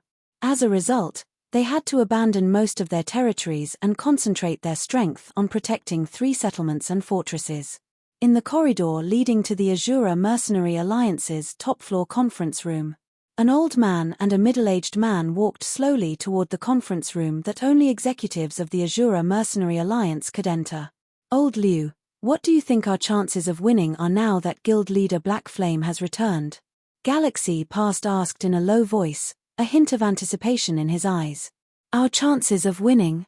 Liu Wusheng stopped and looked at Galaxy Past with a bitter smile. We'd be lucky if we even have a 10% chance of defending our territories. Only 10%. Galaxy Past was surprised. Do you think that's low? Liu Wusheng asked when he saw Galaxy Past's surprise. Do you remember the God List's former top 5? How do you think you compare to them now? I should be an even match for them, Galaxy Past said confidently. Exactly. Liu Wusheng nodded. Then, he sighed and continued, we improved a lot compared to 4 months ago, but guild leader Black Flame has missed out on the opportunities we had during these past 4 months. Now that we have to face a simultaneous assault from multiple upper-ranking hegemonic powers, I'm afraid there is very little that one person can do, even if this person is guild leader Black Flame. Galaxy Past also couldn't help but sigh upon hearing this. The Azura Mercenary Alliance had indeed improved significantly compared to a couple of months ago, but whether it was in terms of quantity or quality, Azura's Tier 5 experts still lagged behind the Greater Gods Domain's upper-ranking hegemonic powers by a lot. According to the intelligence they gathered, the various upper-ranking hegemonic powers had already gathered many Tier 5 experts and were preparing to take over all of the native powers' settlements and fortresses. And since Azura held control over the greatest number of settlements and fortresses out of all native powers, it naturally attracted the most attention from the various upper-ranking hegemonic powers. Hence, the gathering of Azura's executives this time was not only because of Shi Feng's return but also because, as guessed by the Alliance's members, the various foreign powers were planning something big. Inside the top-floor conference room, currently, over a dozen executive members were gathered in the conference room that could accommodate hundreds. Of these people, apart from Shi Feng who was still at level 153, everyone else had already reached level 159 or above. In Shi Feng's eyes, everyone present had undergone significant changes during the time he was absent. It was especially so for Hidden Soul. Not only did her presence become sharper and more dangerous, but she had also reached level 160, which was the minimum requirement to ascend to Tier 6. Now, so long as she developed her concentration to the Tier 6 standard and gathered 100,000 units of 7 Luminaries crystal, she could attempt to break through to Tier 6. "You're finally back, guild leader," Su Qianliu said. When she saw that Shifeng had also reached Tier 5, she couldn't help but breathe a sigh of relief. Then, she smiled and continued, "Had you returned any later, our alliance would have probably ceased to exist already." Su Qianliu might have spoken in a joking manner, but everyone present couldn't help but feel a little embarrassed. The reason everyone present could gather and work together as a group in the past was all because of Shifeng. However, because Shifeng had disappeared for 4 months, the alliance's affiliated powers stopped being as cohesive as before. Even with Su Qianliu, Hidden Soul, and Blackie acting as mediators, none of the alliance's affiliated powers were willing to submit to each other. As a result, it became very difficult to accomplish large operations. Having to face the foreign powers' invasion with the mercenary alliance in such a state was simply a nightmare. "You all have already done a good job developing the alliance to such a state in the time I was away," Shifeng said, understanding the meaning Su Qianliu was trying to imply with her words. "I have a general understanding of the situation, but I do not plan to stay long in the miniature ancient world." "Are you giving up on the miniature ancient world, guild leader Black Flame?" Everyone present immediately grew anxious. "No." Shifeng shook his head. Then, in a firm tone, he said, "The miniature ancient world is our foundation. I came back this time to strengthen the Azura Mercenary Alliance and Zero Wing and also to enable everyone to have a better development." Strengthen the Azura Mercenary Alliance and enable us to have better development. Liu Wuxing and the others couldn't help but look at Shifeng curiously. They wondered how exactly Shifeng was going to achieve his claims. After all, whether it was the current Azura Mercenary Alliance or Zero Wing, neither had a particularly optimistic future. Seeing the looks of skepticism on everyone's faces, Shifeng smiled and said, "Instead of staying bound to the miniature ancient world, I plan to bring some people outside to develop. If you find any errors, broken links, non-standard content, etc., please let us know. Report chapter so we can fix it as soon as possible." Chapter 3444, Chapter 518, Show of Force. Chapter 3444, Chapter 518, Show of Force. Chapter 518, Show of Force. As soon as Shifeng finished speaking, time seemingly became frozen as the whole conference room fell completely silent. A moment later, Liu Wuxing stood up with an excited look and asked, "Guild leader Black Flame, you're not joking with us, are you?" Ever since the Myriad Worlds Descent expansion pack went live, all native players came to learn that whether it was the miniature ancient world or the god's domain they previously fought on, both were merely an insignificant part of the greater god's domain. The world outside their god's domain was not only much vaster but also more exciting.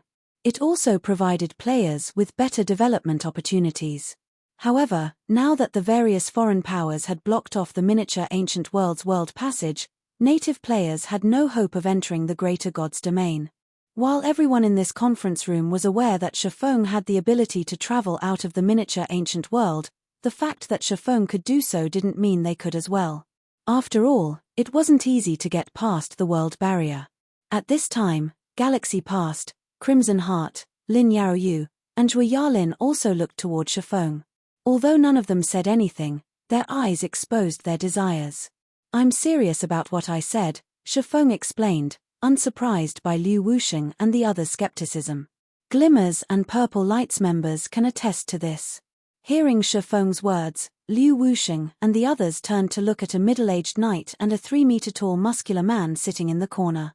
The middle-aged man was the Purple Light Trading Firm's commander, Echoing Judgment, while the 3-meter-tall man was the Glimmer Adventurer Team's acting commander Cassio.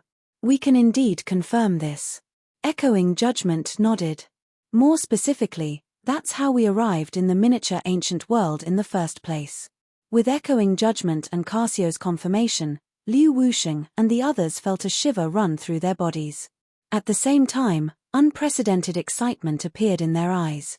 If it was true that Shifeng could bring others out of the miniature ancient world, Zero Wing and the Azura Mercenary Alliance would achieve prosperity in the miniature ancient world, even if they didn't want to. It wouldn't be an exaggeration to say that every native player currently operating in the miniature ancient world wished to enter the greater god's domain. Once the miniature ancient world's native players find out that Zero Wing and the Azura Mercenary Alliance could extend their reach into the greater god's domain, the number of players seeking to join Zero Wing and Azura would reach unprecedented levels. After a short pause, Shifeng continued, "Currently, the number of people I can bring each time is limited. Aside from allocating one slot to every power, I also plan to allocate 2 slots for the talented newcomers trained by the Azura Mercenary Alliance. We only get 1 slot each." Liu Wusheng grew a little disappointed. There were so few slots available that there were barely enough to even divine among the executive members of Zero Wing and Azura. This meant they wouldn't have any additional slots to use to tempt players to join Zero Wing and Azura. "We shouldn't be too greedy. Having even 1 slot is already good enough," said Crimson Heart from the 100-Flower Palace said calmly. "None of the other native powers can send even 1 player out of the miniature ancient world." "That's true." Galaxy Past nodded in agreement with Crimson Heart's statement. While Shifeng could only provide a limited number of slots to leave the miniature ancient world, it was still better than nothing. Not to mention, the number of players they could have in the greater god's domain would add up over time. At this time, Hidden Soul suddenly spoke up, "While it is good that we can head outside, the foreign powers that have invaded the miniature ancient world remain a problem. I don't think they will give us much time to grow." "Indeed. According to the information I've gathered, we are in a very precious situation," Su Qianliu concurred. "There are currently 3 upper-ranking hegemonic powers eyeing our settlements and fortresses. These 3 powers alone have gathered over 70,000 Tier 5 experts in the miniature ancient world, while all of us added together don't even have 10,000. Even if we abandon all but one of our territories, we will still have difficulty fending them off."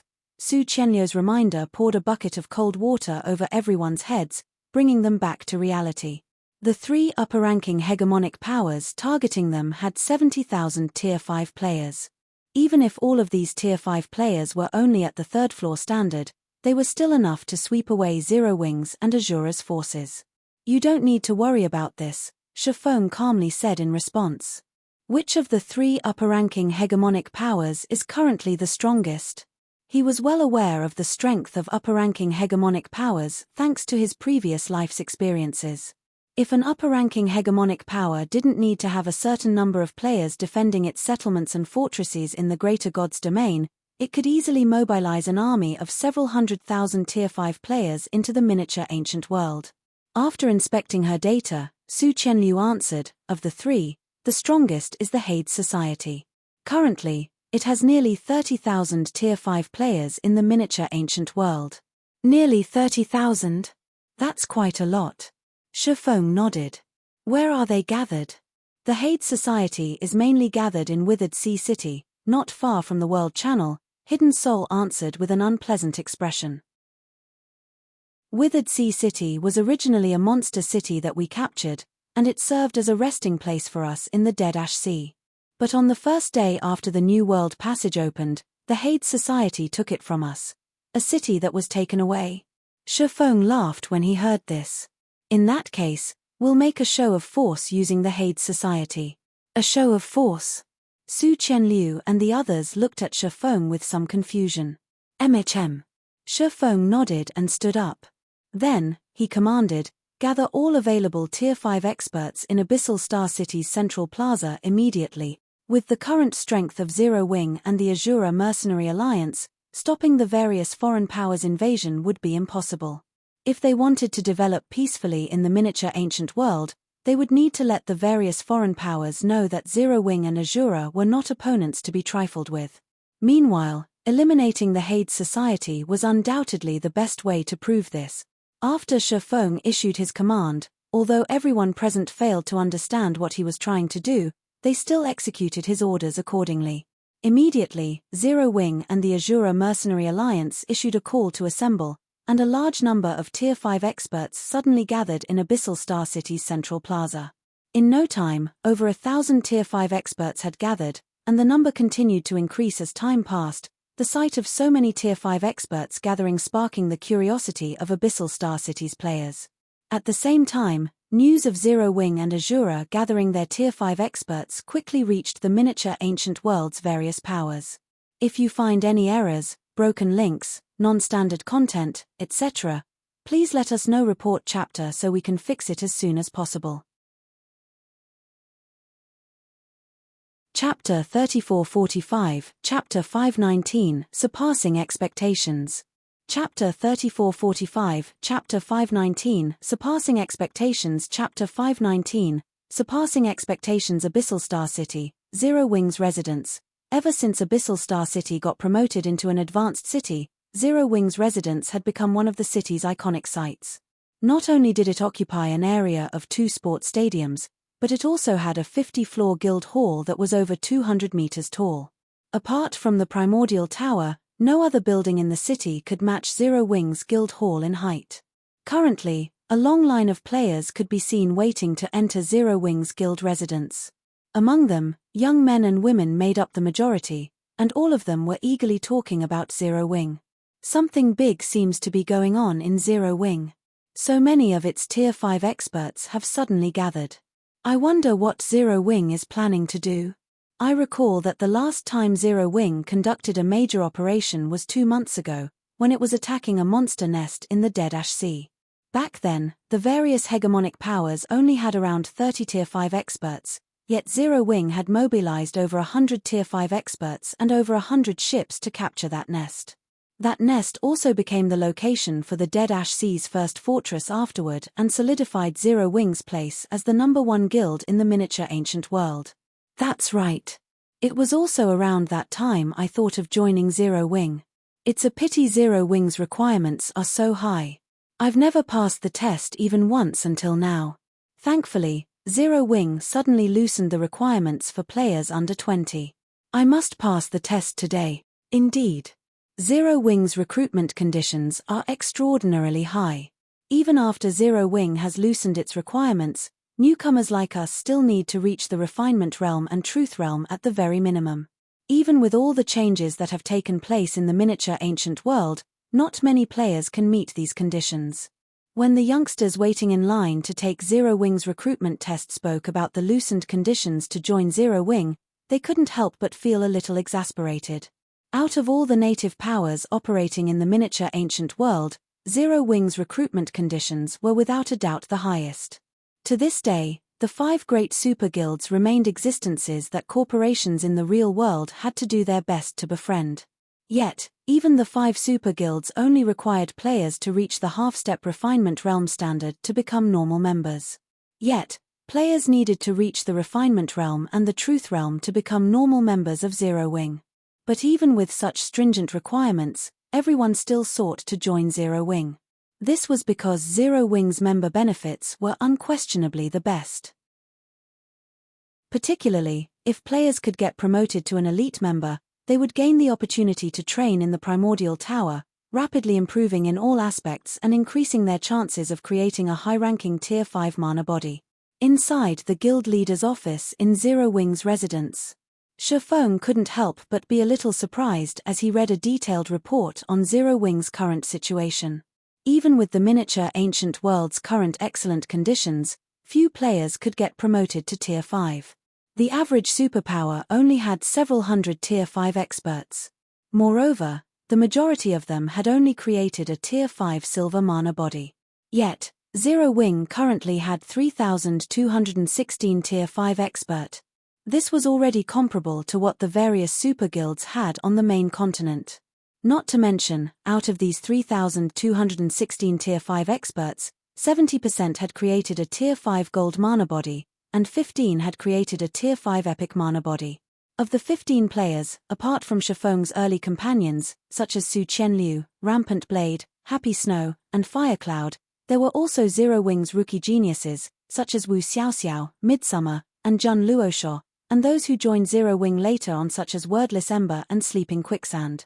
Even in the Greater God's domain, few hegemonic powers possessed so many high-quality Tier 5 experts. Currently, Most ordinary hegemonic powers in the greater god's domain only have several dozen Tier 6 experts under their command. Meanwhile, the reason these hegemonic powers had so few Tier 6 experts was that few of their experts could create a Tier 5 gold mana body. Players would undergo a massive qualitative transformation when going from Tier 5 to Tier 6. Meanwhile, to accomplish this qualitative leap, players would not only need a large amount of 7 luminaries crystals, but they would also need to be able to create a divine body. However, the process of creating a divine body was challenging even to titled experts. This was because players' technical skills had little to no influence over the creation of a divine body. There were only 2 factors that could affect the success of a divine body's creation. Firstly, concentration. Players needed to have their concentration at the basic Tier 6 standard at the very minimum. Secondly, mana body. The higher the rank of one's mana body, the lower the difficulty one would face in creating their divine body. Because of these 2 factors, even though the greater god's domain was a place rich in resources, few players could ever reach Tier 6. Meanwhile, so long as players managed to create a Tier 5 gold mana body, depending on the quality of their legacies, their chances of creating a divine body ranged between 5% to 30%. Currently, even assuming that all of Zero Wing's Tier 5 experts with Tier 5 gold mana bodies only had a 5% chance of creating a divine body, Zero Wing could still potentially have more than 110 Tier 6 experts in the future. Not to mention, Zero Wing was still continuously growing, Abyssal Star City had yet to reach the main city standard, and the Primordial Tower's 3rd floor had yet to be unlocked. The Primordial Tower's 3rd floor was the last and most crucial floor. If players could train there, they could undoubtedly achieve greater improvements than what they could achieve on the first 2 floors. Why did you gather so many Tier 5 experts, guild leader? Don't tell me you plan on attacking Withered Sea City? Blackie asked, sweating profusely as he looked at Chiffon. Withered Sea City has over 10,000 Tier 5 experts and several Tier 6 combatants defending it daily. The Hade Society can also recall all of its Tier 5 experts to Withered Sea City at a moment's notice. At that time, we might have to face nearly 30,000 Tier 5 experts and 20 Tier 6 combatants. Although Blackie did not participate in the Azura Mercenary Alliance's meeting, he had still heard from Su Qianliu that Chiffon planned to make a show of force in the miniature ancient world. Hence, Chiffon gathered all available Tier 5 experts in Zero Wing and Azura. However, based on his understanding of Chiffon, there was no way Chiffon would bring so many experts to Withered Sea City just for the sake of putting on a simple show. The only reason Chiffon would gather all of Zero Wing's and Azura's Tier 5 players was to capture Withered Sea City. Hearing Blackie's words, Su Qianliu also couldn't help but grow anxious. In her opinion, it was simply ludicrous to attack Withered Sea City with their current forces. Setting aside the fact that they would have to face nearly 30,000 Tier 5 experts, just the opponent's 20 or so titled experts with Tier 6 combat power would be enough to give them a huge headache. In the 4 months Chiffon was away, Rampant Blade, Wu Xiaoxiao, Wordless Ember, and Sleeping Quicksand were the only ones in Zero Wing who could achieve Tier 6 combat power. As for Azura's side, only Hidden Soul, Liu Wusheng, Crimson Heart, Galaxy Past, Echoing Judgment, and Carsio had achieved it. In total, Zero Wing and Azura only had 10 Tier 6 combatants. If they were on the defending side, it might be fine to have 10 Tier 6 combatants go up against 20, but it would be suicidal to do so when they were the attackers. You've guessed it. Chiffon calmly nodded while reading the report in his hand. We might not be a match for them when it comes to numbers, but we won't lose to them when it comes to top combatants. After saying so, Chiffon took out a glass marble, a secret treasure he had obtained from the underground Crystal Palace. If you find any errors, broken links, non-standard content, etc., please let us know. Report chapter so we can fix it as soon as possible.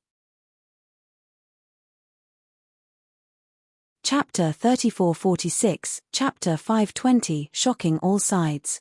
Chapter 3446, Chapter 520, Shocking All Sides. Chapter 520, Shocking All Sides. Zero Wing's residence, Guild Leader's office. When Su Qianliu and Blackie finished inspecting the secret treasure's stats, their breaths immediately grew heavy. Where did you get such a treasure, Guild Leader?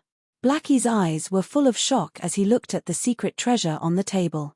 When players raised their tiers, it wasn't only their basic attributes and physiques that would receive a qualitative increase. They would also see a significant improvement in their mana protection.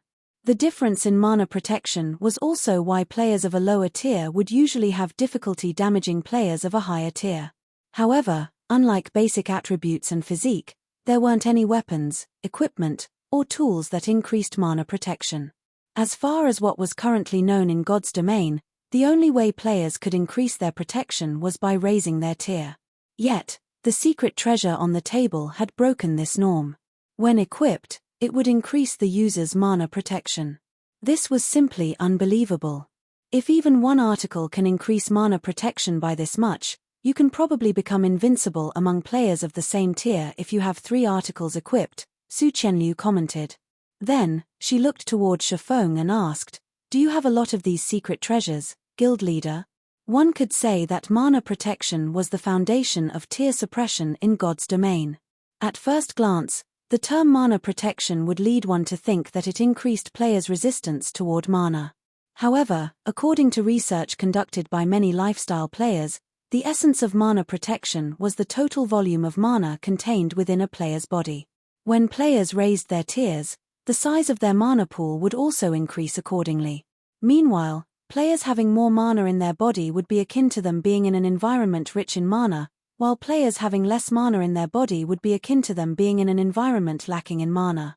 Hence, the higher a player's mana protection, the bigger their mana pool would become, and the better the mana environment that would surround them. With greater mana protection, not only would players receive less damage from attacks, but they would also see a rise in their destructive power. This was also why, even if 2 players of different tiers had similar basic attributes, the performance of their normal attacks, skills, and spells would be different. "Not a lot." Calmly, Shifeng said, "I only have 92 of these things on me right now."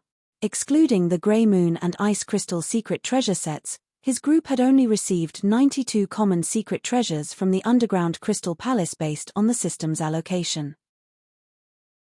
As for the combat secret treasures dropped by Tia, the mutated Floor Master, he had given them all to Scarecrow Fox. 92? Blackie and Su Qianliu were promptly dumbfounded. They had never even heard of any items being able to increase players' mana protection before today. In their opinions, the value of a secret treasure was no less than that of a fragmented legendary weapon, and it would be fortunate if Shifeng could take out even 10 secret treasures. But 92? With this many secret treasures, they could form a 20-man team of invincible Tier 5 players. Anyway, you two pick a few secret treasures for yourselves first. Afterward, find a group of trustworthy Tier 4 players and distribute the rest to them. It's best if they are 4th floor experts. Make absolutely sure news of these items doesn't get out, Shifeng said as he looked at the 2 stunned people before him. Then, he took out all of the secret treasures in his bag and placed them on the table. He still had no intentions of letting the Azura Mercenary Alliance's folk know about secret treasures. After all was said and done, Azura was merely a loose organization with few restrictions. Meanwhile, secret treasures were extraordinary items. If the outside world came to know that there were secret treasures in the miniature ancient world, nobody could guarantee the safety of the miniature ancient world.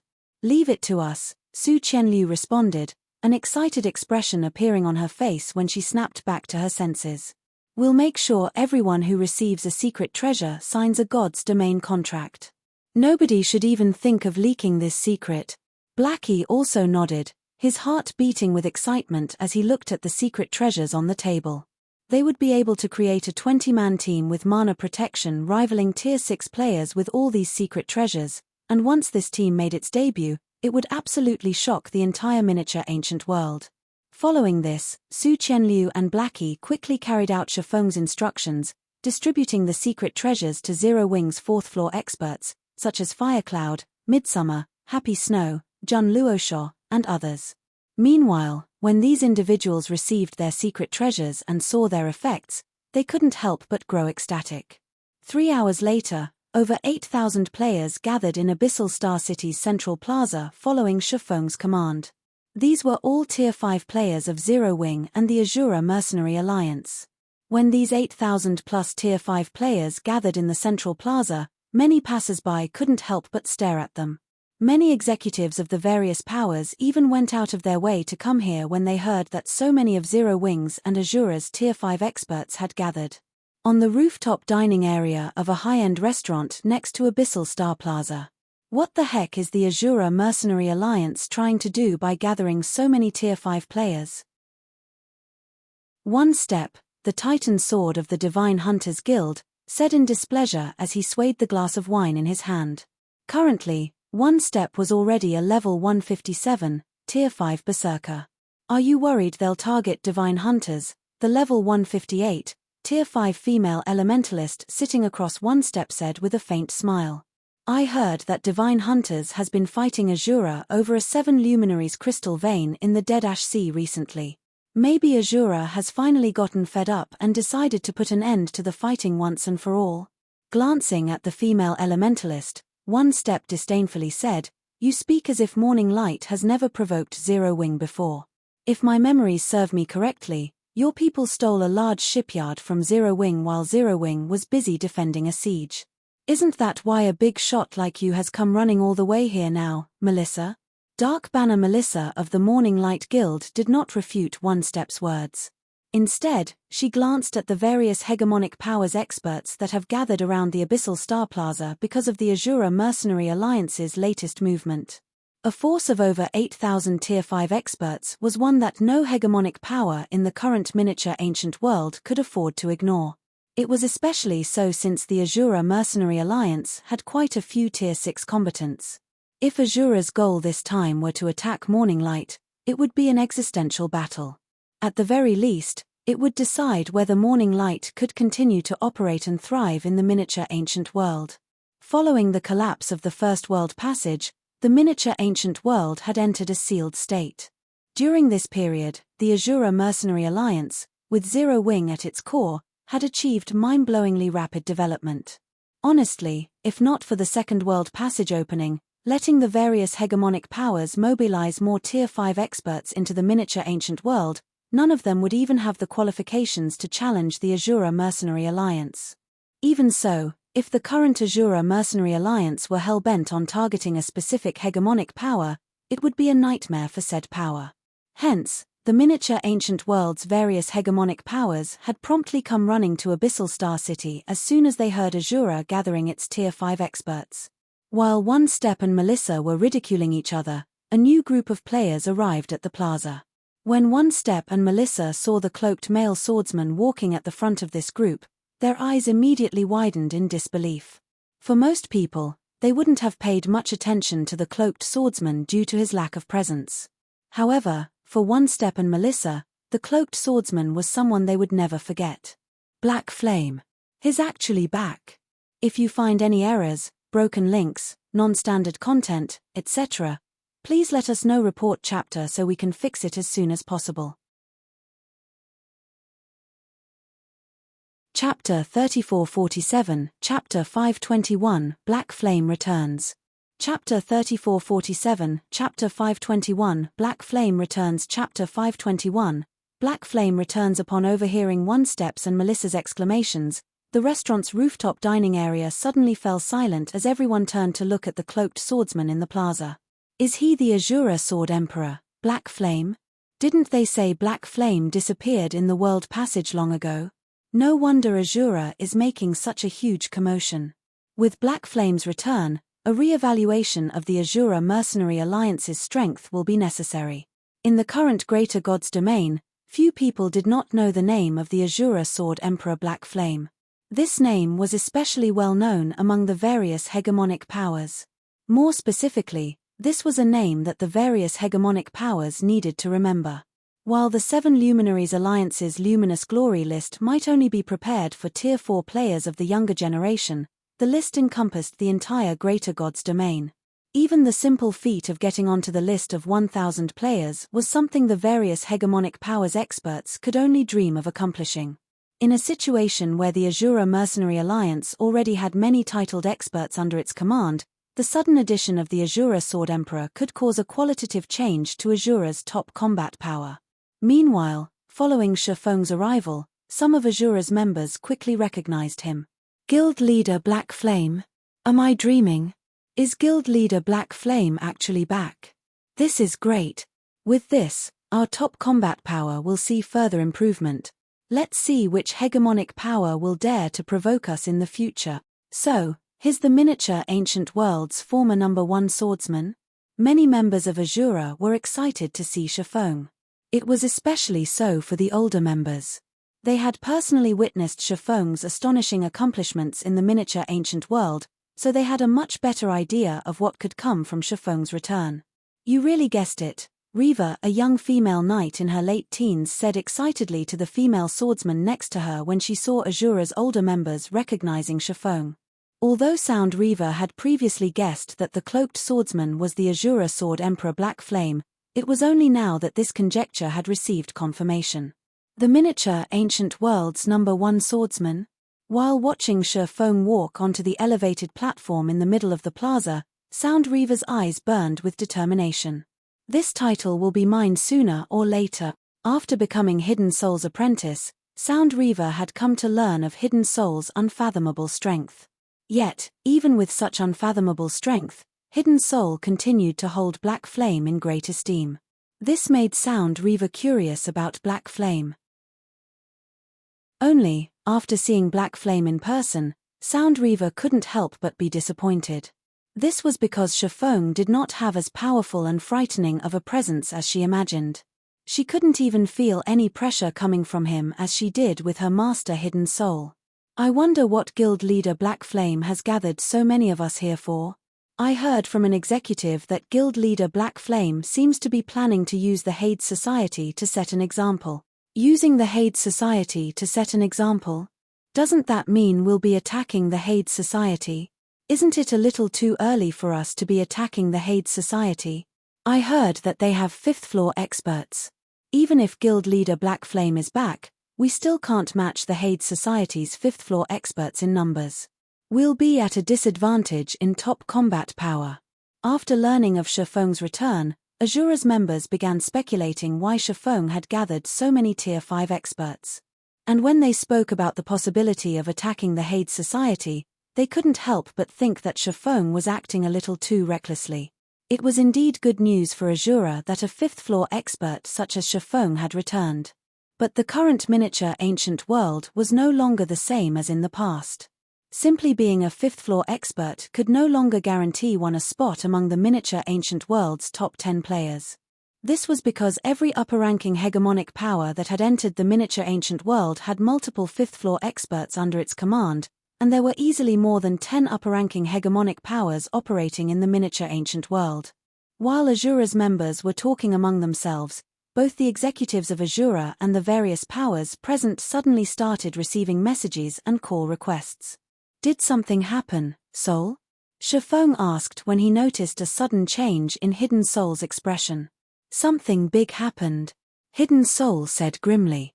Just a moment ago, we received news that the Hades Society, Primal Empire, and Sacred Tribe have secretly gathered most of their Tier 5 experts at the Boundary Sea. Their numbers exceed 50,000, and their Tier 6 combatants exceed 60. They moved very secretively, and they had already appeared within 10 kilometers of Abyssal Star City when we discovered them. Damn it. These 3 upper-ranking hegemonic powers must have joined forces long ago.